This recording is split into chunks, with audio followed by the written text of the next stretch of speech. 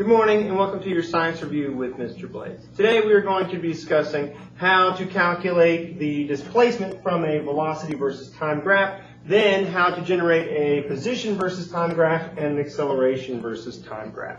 Over here you can see that I have already drawn out a velocity versus time graph. I've divided it into 5 sections, section A, B, C, D, and E. Alright, so what we're going to do now is we are going to use this to produce a position versus time graph and an acceleration versus time graph. Now what I want to do first is calculate the total displacement represented by this graph over here. Now in case you haven't heard it before, you can calculate the displacement of this graph by calculating the area underneath it. Now I have found that the most efficient way to calculate the area underneath a curve like this is to split it into a series of shapes and then add the area of those shapes up. Now as you can see here, I've got a series of triangles and rectangles. Now all those are easily understood and we can calculate them right away. So for section A, we have a triangle with 1/2 base times height, where the base is 1 second and the height is 1 meter per second. So our total area for that is 1/2 of a meter. For B, it's a length times width because we have a rectangle. The length is 1 second, the width is 1 meter per second, and our overall displacement is 1. For C, we have a triangle and a rectangle. So for C, we have a length times width plus 1/2 base times height. Now the base, the length over here is 2, the height or width is 1, plus the area of this rectangle or this triangle. So its base is 2, between there and there, 2, and its height is 2, between 1 and 3, so another 2. So we have 2 plus 2 or 4, okay, meters. Next, in part D, we have one big rectangle. So it's length times width. Its width over here is from 4 to 7 or 3, and its width is the height, or from 0 to 3, so another 3 or 9. And then for section E, we have 1/2 base times height, where the base is from 7 to 9 or 2, and its height is from 0 to 3 or 3. So 1/2 of 6 is 3 meters. And the way we calculate our total displacement is just by adding 3 to 9, which is 12, 4, which is 16, 1, which is 17, and a half, which is 17 and a half. So our total displacement represented by this graph is 17.5 meters. Now that is our total change in displacement, but we don't know exactly how far away we are from our origin. The origin is not represented on a velocity versus time graph. Now let's take this information that we've just calculated and figure out what our position versus time graph looks like. Okay? So if we look over here, I've already drawn out most of our position versus time graph. I've labeled on it the important times from over here, and now what we're going to do is on the X, or on the Y-axis, representing our position, we are going to add the distances that we calculated. So our first distance will go to 0.5. Our next distance will add 1 meter, so another 1, and that's to 1.5. To letter C, we'll add 4, or 5.5. To letter D, we'll add 9 more, or 16.5.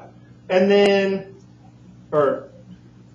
no, I was wrong. That is to 14.5. My mistake. And to part E is up here at 17.5. Okay, so now what we've got is our graph ready to take our input. Okay, so at section A, what is happening is our velocity is increasing. And on a position versus time graph, that is going to be represented as an upwardly curved line that is getting steeper. Now this flat line here means that we have a constant velocity between 1 and 2 seconds. And on a position versus time graph, that's going to be represented by a straight line. Okay? Next, we have another section of increasing speed from 2 to 4 seconds. And we know that goes up to 5.5 meters. And that's another upwardly curved section of our position versus time graph. Here we have a constant velocity, which again is just a straight line, and this one is a positive velocity, so it's a upwardly curved line. Now here, upwardly straight line. Now here we have a straight line with a negative slope, and on a position versus time graph, that is going to be a curved line that flattens out or curves slightly downward. All right, so now we have our position versus time graph all set up. But what we need to do now is calculate our acceleration versus time graph. And if you remember from our earlier discussions, acceleration is just the slope of the line at various points, okay, on a velocity versus time graph. Now, any place where the line is horizontal, the acceleration is going to be 0. So let's write out our sections and then write out our accelerations. For section B and D, we can already see they're 0. Okay? For section A, we're going to do our change in velocity over our change in time. Our change in velocity is from 0 to 1 divided by our change in time, which is from 0 to 1. So that's just 1 over 1, or 1 meter per second squared. Next, from 2 to 4, section C, again, same calculation, delta V over delta T. Our change in velocity is from 1 to 3, or 2, over our change in time, from 2 to 4, or 2. So our acceleration in part C is, again, 1 meter per second squared. And let's look, lastly, at letter E. We're going to apply the exact same equation again, delta V over delta T. And lastly, we have a change in velocity from 3 to 0, or negative 3, over a period of 7 to 9 seconds, or positive 2. So our acceleration for section E is negative 1.5 meters per second squared. Now, over here on our acceleration versus time graph, 1, 2, 4, 7, and 9. Now we have to draw out our accelerations. So we have 3 different accelerations, and we know that during these periods they are constant. So here at number 1, we have an acceleration of 1 during period A from 0 to 1 second. We have an acceleration of 1 from 2 to 4 seconds. And we have an acceleration of negative 1.5 from 7 to 9 seconds. That just leaves us with B and D to add to our graph. But since they're 0, we can just sort of bold the line right over 0.